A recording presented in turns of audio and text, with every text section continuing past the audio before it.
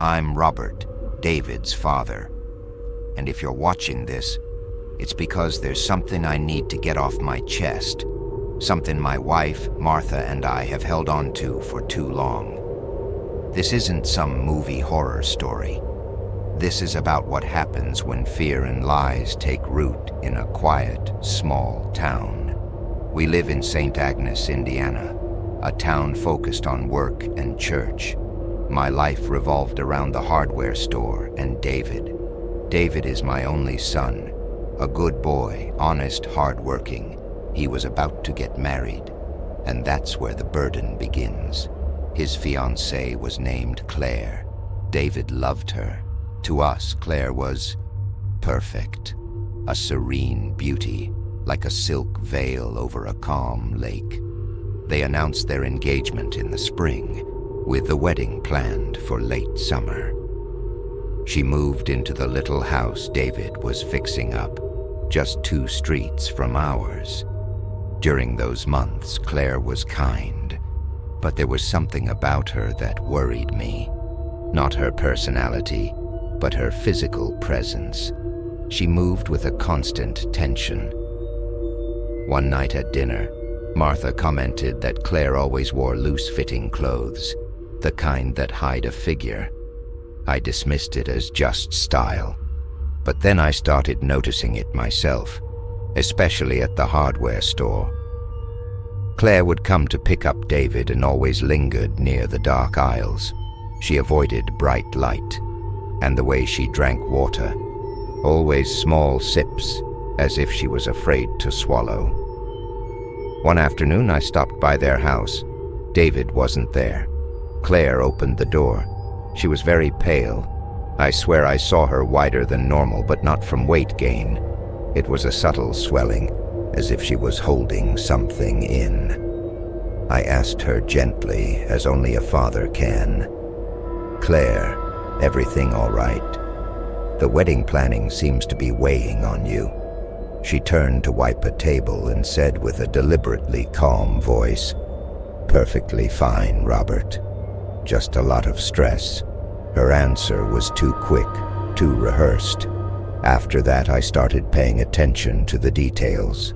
David was absorbed in his work, but I noticed Claire didn't allow him to touch her below the chest, and her phone was always on airplane mode, hidden in her purse.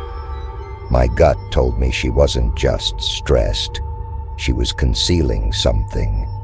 And one day when I went to drop off some tools, I noticed something in the garage trash can, a half-used box of prenatal vitamins with the label ripped off. I saw it. A shiver ran down my spine. The truth wasn't about another person. It was about a baby. And very soon the truth was going to explode in St. Agnes. The discovery of the vitamins left me frozen.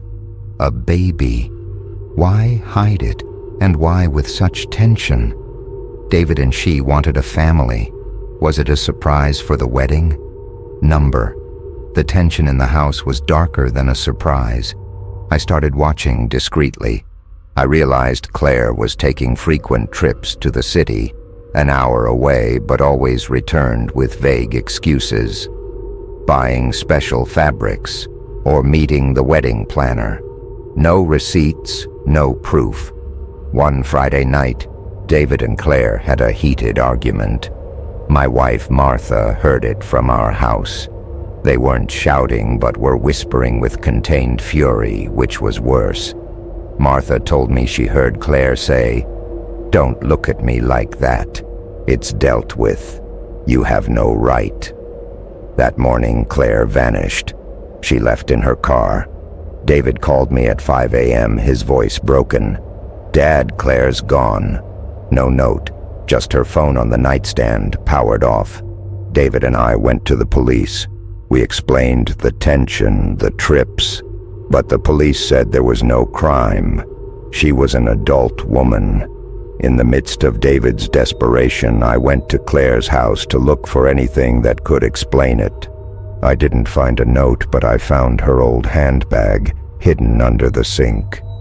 Inside, there was no money or ID, only a crumpled piece of paper. It was a medical appointment slip for a specialty clinic in the city. The date was 2 days prior, and the doctor's name was familiar, an obstetrician who worked with delicate cases. And in the corner, scribbled by hand, a phone number. I called that number. It was a burner phone, but I tried anyway. A man answered, a young, nervous voice. I asked him about Claire. There was a silence so long I thought the call had dropped. Finally, the man said, his voice strained and shaky, "I have nothing to do with it." She promised she would take care of the mistake. And he hung up. The silence on the other end of the line confirmed my worst fears. The baby was his, and Claire, terrified of disappointing us and losing David, had made a terrible decision, one that led to her disappearance. The real drama wasn't whether they married, but what she had done to ensure the wedding could still happen. The man on the burner phone refused to answer further calls. David was devastated, believing Claire had left him for another man. Martha and I kept the secret of the pregnancy and the man's call. We couldn't destroy David with a half-truth, but the obstetrician in the city was the key. The next day I drove to the clinic. I used an excuse, saying Claire was my relative and we were worried. The receptionist, after checking, confirmed Claire had been there, not for regular pregnancy checkups. She had been there for a risk consultation and options review, and she had left with an address, that of a storage unit on the outskirts of the city. I returned to St. Agnes with my head pounding. A storage unit? What would Claire keep in a rented warehouse? Clothes, evidence?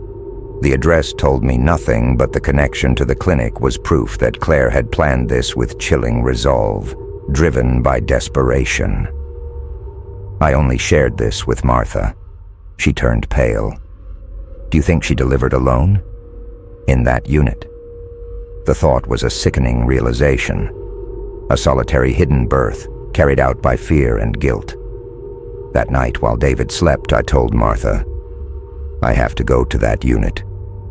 I need to know what she's doing. I need to know if it's the truth or a tragedy. I drove at night. The road was dark, the city lights far away. The fear felt physical, like a cold pressure in my stomach. I reached the storage complex. Hundreds of gray, anonymous doors. I found the unit marked with the address number the clinic had given me. It was sealed with a heavy industrial lock. I couldn't force it. But as I peered through the small ventilation slit, a chill ran down my back.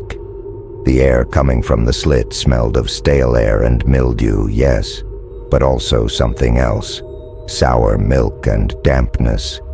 It wasn't an overpowering odor, but a faint indicator that someone had stayed there for a while, and with a baby.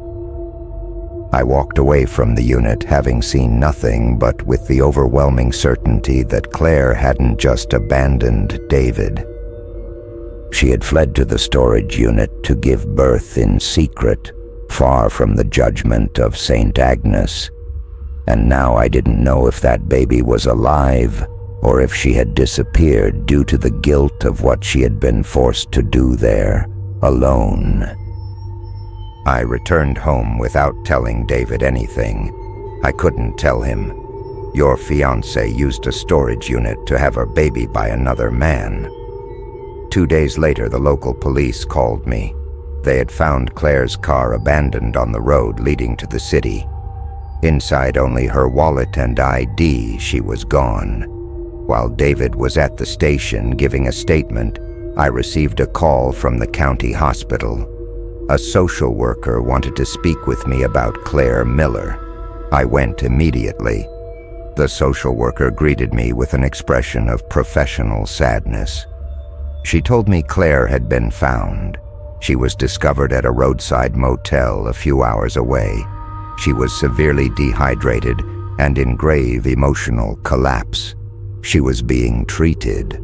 The social worker was direct. "Robert, your daughter-in-law didn't leave because of another man. Your daughter-in-law left because she gave birth under very difficult circumstances." She explained that Claire had arrived at the hospital denying the delivery, but medical tests confirmed she had given birth just days earlier. The emotional shock, the lack of care, everything had led to the collapse. I asked, my voice trembling, "And the baby? Where is the baby?" The social worker sighed.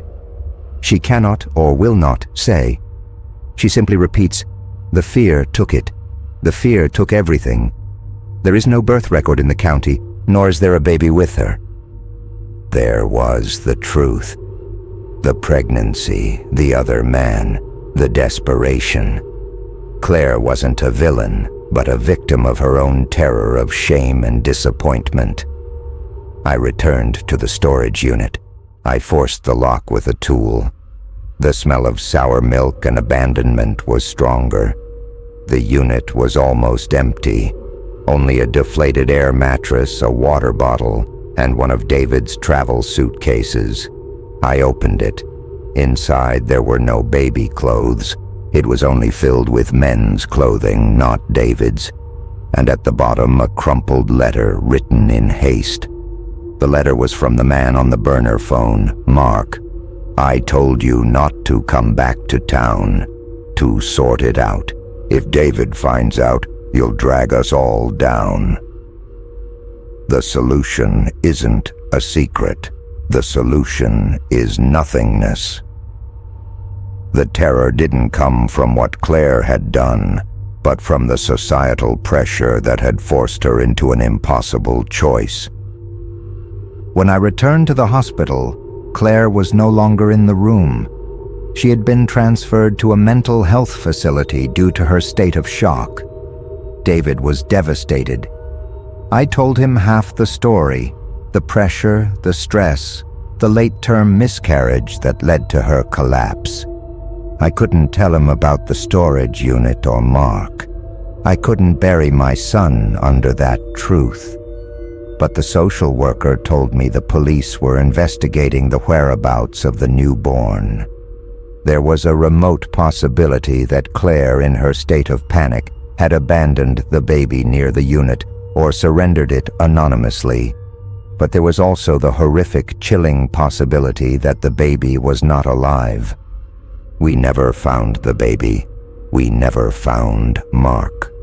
Claire was discharged months later with a diagnosis of severe post-traumatic stress.